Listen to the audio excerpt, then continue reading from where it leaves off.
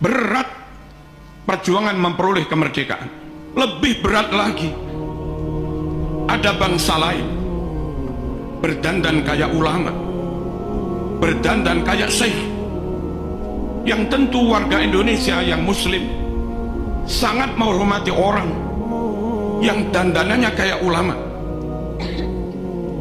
Satu sisi melihat zahir dandanan kayak begitu, mereka harus menghormati, seperti Hadratus Syekh Mbah Hasyim Asy'ari.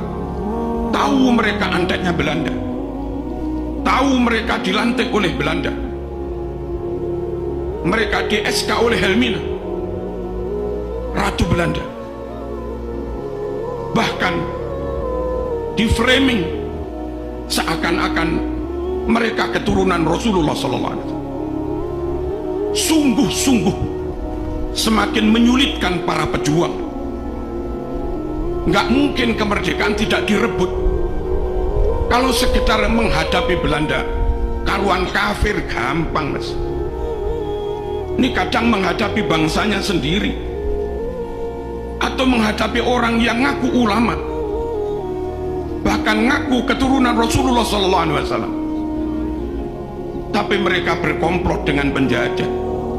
Alhamdulillah, ulama kita Hadratus Syekh Mbah Hasyim Asy'ari tegas, musuh tetap musuh, musuh tetap musuh, apapun penampilannya, apapun kedoknya, tetap kenceng, tidak tolah-toleh, tidak ragu, tentu dengan penuh bijaksana dan arif. Mereka tetap berjuang merebut kemerdekaan, meskipun kadang yang dihadapi orang yang penampilannya kayak ulama, meskipun kadang yang dihadapi orang yang penampilannya bangsanya sendiri. Alhamdulillah, dengan kekompakan, kekokohan niat, dan tentu persatuan, doa, hizib, tirakat, dan rahmat Allah Subhanahu wa ta'ala, akhirnya Indonesia bisa merebut kemerdekaan. Allahumma shalli ala sayyidina Muhammad. Gerakan-gerakan ideologi yang itu bersumber dari asing, pusatnya di asing, dikontrol oleh asing, lalu kau biarkan mengobok-obok umat Islam yang ada di Indonesia. Ketahuilah, Syiah asing, Wahabi asing, Ikhwanul Muslimin asing, gerakan Hizbut Tahrir asing, Islam Ahmadiyah asing, pusatnya di luar negeri, sebagian di London, dikontrol dari luar negeri. Radikalisme asing, liberalisme juga asing. Asli Indonesia Ahlus Sunnah wal Jamaah, seperti yang hari-hari kita amalkan, kita yakini, ala thariqati nahdlatil ulama. Zikir, zikir, manaqib, manaqib, solawat, solawat, ini Ahlus Sunnah wal Jamaah. Tapi jangan sampai bermerek asing, jangan sampai untuk sekedar solawatan lalu kebanggaan kepada NKRI menjadi hilang, rasa menjadi bangsa hebat superior menjadi inferior. Jangan. Orang dengan penampilan apapun, dengan baju apapun, dengan wajah kayak apapun, dengan suku etnis kayak apapun, asal mereka muslim Ahlus Sunnah wal Jamaah, ikut manakib, ikut haul, ikut sholawatan. Tapi kalau kita harus ikut-ikut mereka, harus ada di bawah mereka, harus dikontrol mereka, harus nyembah-nyembah pada mereka, jangan. Ulama kita lebih alim, Ahlus Sunnah wal Jamaah kita lebih clear, fikih Syafi'i, akidah Asy'ari Maturidi, thariqah Imam Junaid al-Baghdadi, Abil Hasan Asyadzili, Syekh Abdul Qadir al-Jilani, Al-Imam al-Ghazali.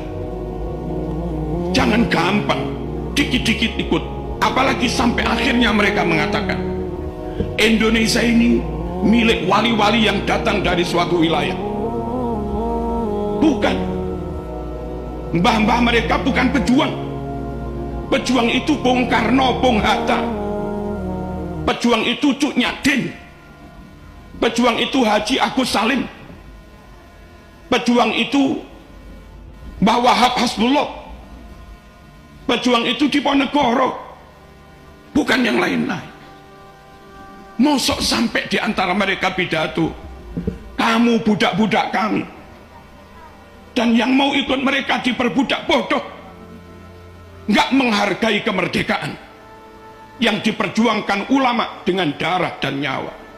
Kita berdamai dengan siapapun, kita bertawun, berkolaborasi, kerjasama dengan siapapun, tapi kita bangsa Indonesia tidak mau ada di bawah siapapun, tidak mau dikontrol oleh siapapun, tidak mau diatur-atur oleh siapapun.